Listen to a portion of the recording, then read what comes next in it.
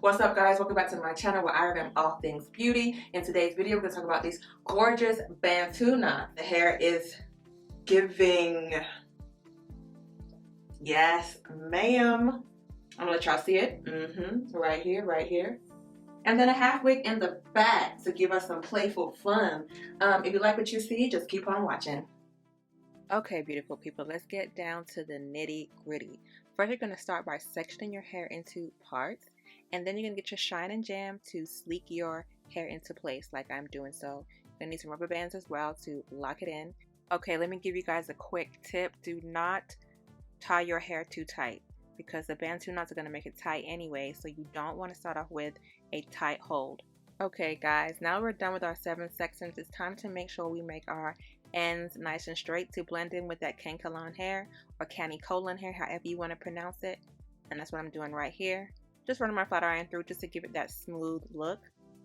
Now that my ends are nice and straight, I'm going to move on to adding my synthetic hair. I'm going to add a short one and a long one to see which one I like the best. So let's start off with the shorter version. And I'm going to grab just a small piece and crochet that into my hair under the rubber band. I'm going to close my latch hook and pull it through, and it's going to give me that extra long extension to make my Bantu twist because my hair is not long enough for the style I'm trying to create. I'm going to go ahead and twist it in. This is my first time doing Bantu twist in a long time, so I was doing trial and error. I thought I could twist it all the way down first, but no baby, you got to twist as you go, and I learned that really quickly. And so this is the first look. I think it's cute. We got a few little swirls. Let's see what the longer version does. So I'll do the same thing. I crochet in the hair under the rubber band to give me that long extension, and I begin to twist that. You twist and then you wrap. You twist and then you wrap, and you keep this process going till you have a full Bantu knot. I automatically felt a big difference in regards to how long it took me just to do a twist. So I know I was going to get more swirls in my Bantu because the twists were going forever. I felt like I was there for a long time, that my arms were getting a little tired. But all for the hairstyle, we're going to keep this going. Twist, wrap, till you can't no more. So at this point, you should be able to see that I got more swirls with the longer piece of hair, which is expected. And I like that a lot better. So I think I'm going to go for the extra swirls and use the longer piece of hair. Now, if you like the shorter version, go for it. But I'm going long, okay? Longer, go home. So we're going to choose the longer ones because I want more swirls in my Bantu. By now, y'all should see a pattern. We're crocheting in the hair, we're twisting it up and wrapping it till we can't no more, and then we're done, and we're doing it on all sections. As you all can see, I took out my baby Bantu to put in my big stepper Bantu. Okay, so let's go ahead and proceed. Make sure your ends line up, okay? You don't want one long piece and one short piece. They need to match. So I always make sure I do that before I begin twisting. Now, Bantu knots are a traditional African hairstyle that has been around for over 100 years. This traditional African protective hairstyle is very versatile, it's heat-free, and it protects the hair from breakage. And one wonderful thing about it is, my girl is with them tight curls.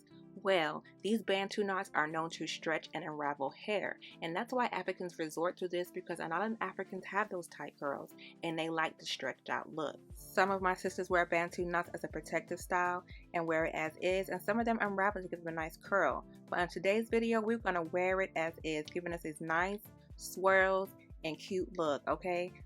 I know a lot of y'all out there have ADHD just like me and can't sit down for a few seconds just to watch a video and lose attention, so we're going to speed it up a little bit. Now, trust me when I say you do not need bobby pins to hold the ends in place. Once you wrap it under there a couple of times, it's stuck, baby, and it's not going anywhere, I promise you. And just like that, we have our third Bantu knot with those gorgeous swirls. Now we got our fourth Bantu knot, and we're going to keep on going till we're done. Now, I know some of y'all are hard-headed and don't like to listen, so I'm going to say it one more time. Make sure your rubber band is loose. This hairstyle can get real taut, real tight, and you don't want to have no headache or have issues keeping this hairstyle in because you made it too tight. Learn from me, because I did that before, and girl, I took that thing out quick. I don't play about having tight hair. I have PTSD from having tight braids when I was a child. My mom made me get my hair done by them heavy-handed women, and I had to sleep taking Tylenol and pretty much crying my eyes out because my braids were so tight.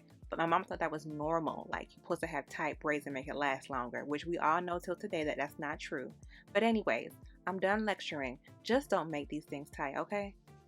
So once you're done twisting and wrapping your life away, you should have something that looks just like this. Yeah, now you're ready for the wig. Let's get into the wig install. It's a half wig and it's real quick, I promise. So this wig is from ISEE Hair in their Kinky Curly. It is an 18-inch wig and the density is 250. And the curls are gorgeous. I already pre-washed the hair and had it air dry. Actually, I put it in my dryer. I know if y'all follow me, then y'all know I already have a half wig, but I'm going half wig crazy at this point. The other one I had was a 150% density, but I had to have the 250% density. So this is that. Got the combs in the front, sides, and back with the drawstring and headband. So once you place her on your head, you're going to go ahead and put in the combs from the front, side, and back, and then pull the drawstring and tuck it in.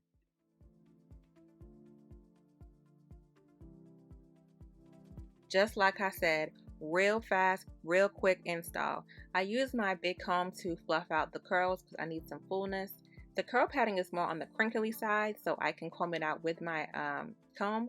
I was going for the coily look, but this is the curl it came with.